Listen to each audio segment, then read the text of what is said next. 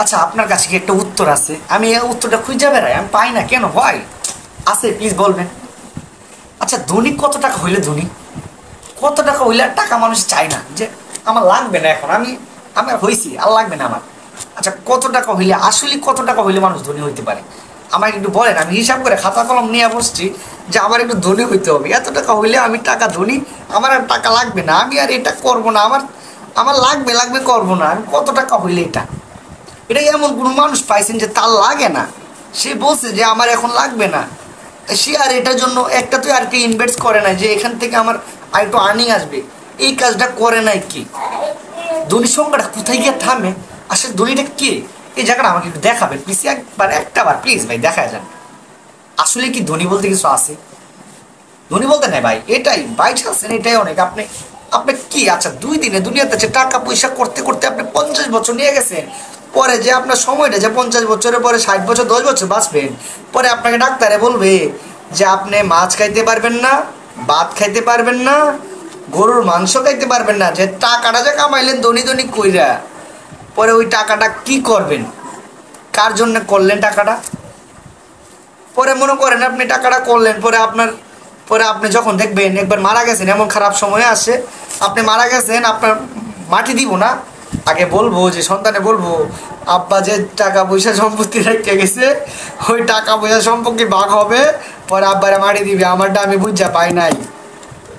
পরে আপনার এই টাকা পয়সা আপনার ধনী দেখে তা করবেন, ওই কথাটা আমার বললা জান। এখন ভাই আপনি ধনী হয়েছেন, কত টাকা হইলে ধনী আমি এটাও জানলাম না, আর ওই যে ধনীটা হইলেন ওর এই টাকা দিয়ে কি করবেন আপনি? ওই টাকার কোনো মূল্য আছে যেখানে আপনি কবর দিতে পারতেছেন না, আপনি তো কবরের জায়গাটাই পাইতেছেন না, পরে আপনারা আবার কি করবো? এরকম সময় আসতে পারে যে বলবো এটা রাস্তার পাশে জায়গা, আবার এই রাস্তার পাশে জায়গাটা মাটি দিবি না, এই রাস্তার পাশে মাটি দিলে এই জায়গাটা মাঝে আমরা একটা দোকান দিব, এখানে কবর দিলে আমি দোকানটা ভালো পজিশনে হবে না। এই কথা বলে দেখ পয়সা যদি পয়সা থাকে আপনার ছেলে, তাহলে আপনার ওই টাকা দিয়ে কি হবে? আপনার এই বড়লোক দিয়ে কি হবে? আপনাকে এটা বোঝায় জান আমারে, আমি কলম কলম হিসাব শেষ। আসলে ধনী আপনি কি হইলো? ধনী হইয়া আপনি কি হইলো? টাকা কামায়া আপনি কি হইলো? কি হইলো? টাকা দাম আছে? দাম নাই ভাই। কুল্লু নাফসিন জায়গাতুল মউত, সকলের মৃত্যুর স্বাদ গ্রহণ করতে হবে, এটা আগে মানতে হবে, শেষ।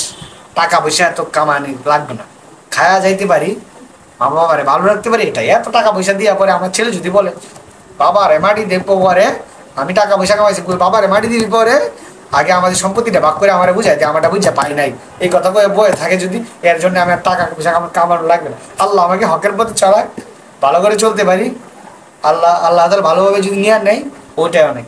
হক একটা ছেলে আসে দেয়, আল্লাহ তাআলা সন্তান পাই, এটাই অনেক, আর কিছু লাগবে না, এত টাকা পয়সা লাগবে না।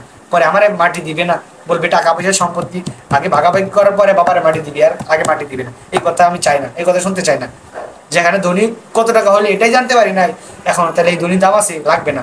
সবাই আপনারা ধনী হন, আমার ধনী হওয়ার দরকার নেই।